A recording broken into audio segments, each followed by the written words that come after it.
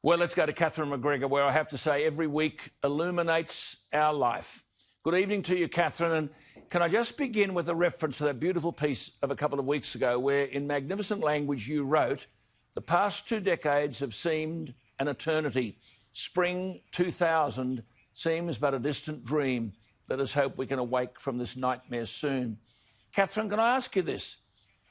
The nightmare. I mean, how could any politician anywhere in the civilised world seek, as Andrews has done in Victoria, to legislate to lock up anyone so long as they have, quote, a reasonable suspicion such person may be likely to refuse or fail quarantine rules? So habeas corpus goes out the window, locking someone up on reasonable suspicion by designated authorised officers chosen by a public servant, and the legislation would have given power to remove children from their parents for a longer cumulative period than would otherwise be permitted under current legislation. Is this the nightmare we're in, Catherine? Absolutely preposterous draft legislation, Alan. When I first saw Robert Gottliebsen's piece on the weekend about this, I could not credit that it was true. But on further investigation, it was every bit as bad as Robert indicated. And you then had a very eminent group of senior counsel, and the preeminent of them was former High Court Justice Michael McHugh, an outstanding jurist, and I might add, not a judicial activist who was ever one.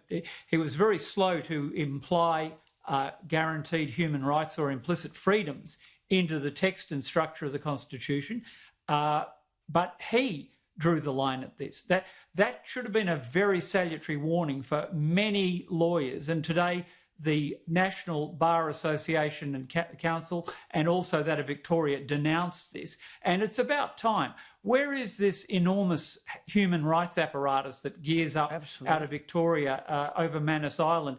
You know, the people who are all wanting to run around with their hair on fire over David Hicks and Habib being held in warrantless and executive detention. You know, it's absolutely preposterous. And I draw your attention to another little piece of hypocrisy. Andrews is off the leash. He's got a long term to run, and there is no effective separation of powers at the state government level. There is, at least in the text and structure of the Commonwealth Constitution, some judicial review of the legislature, and the Commonwealth's powers are enumerated and prescribed. State governments have enormous plenary power.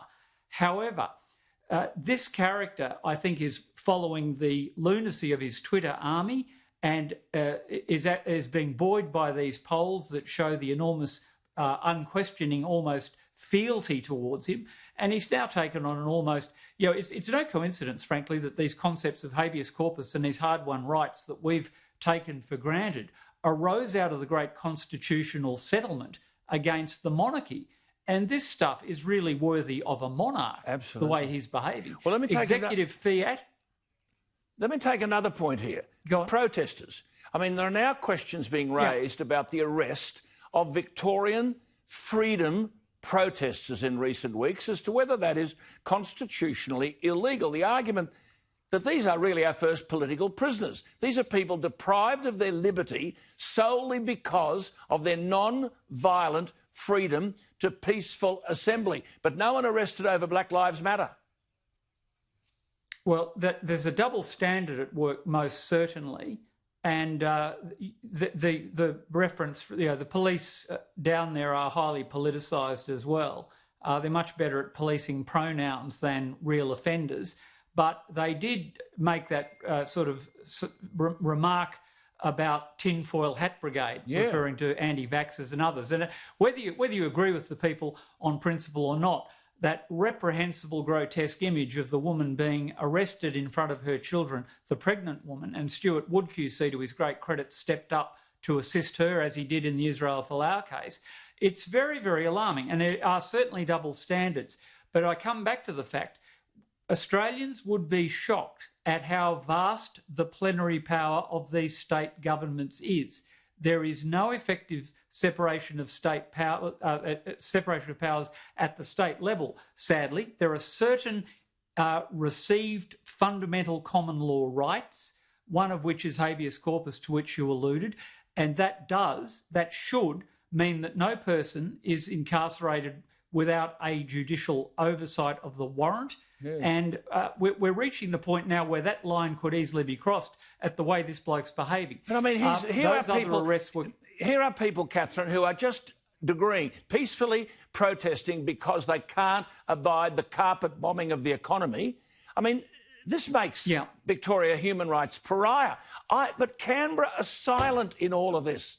Catherine, where on earth are Canberra? Well, the two things are astonishing. One is that the ADF, around which there's been controversy about who knew they were available and who didn't and so on, and this rolling catastrophe of the quarantine breakdown. But certainly the federal government should have made very clear that if Andrews proceeded with this grotesque piece of legislation, that certainly no Commonwealth officers or officers of the Commonwealth, in particular, uniformed members of the ADF, would be used in this coercive manner on such dubious grounds. It is repugnant.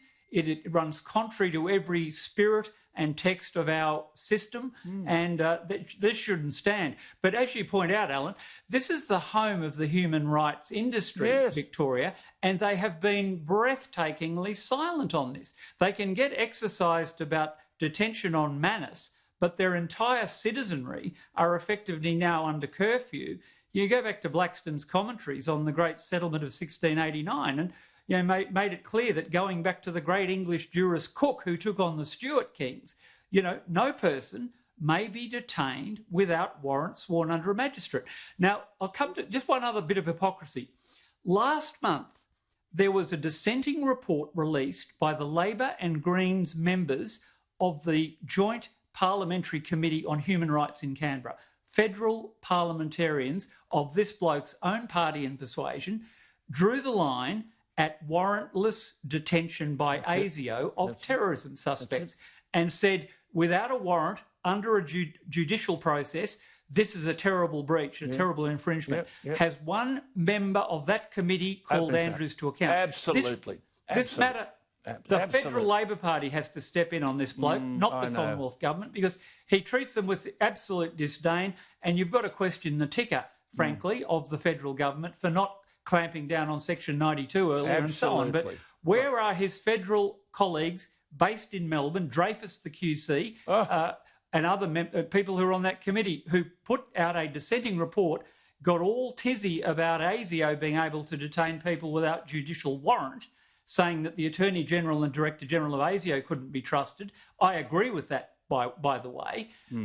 This has always been part of the judicial oversight of executive detention and warrants. That's it. And the lettre de cachet, as it is known, which is an executive order for detention, has no place in the common law. No. Our highest court has said that. Yeah. And we really need to draw a line on this. I agree, Catherine. It's amazing. Look, I don't understand. On all of these things that matter from a national perspective, our national government is silent. They don't want to buy into a fight. They don't want to get into the ring. Wonderful to talk to you.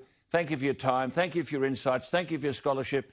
And the public out there love you. Rest assured of that, and I'll see you next week. There she is, Catherine McGregor. Great to talk to you.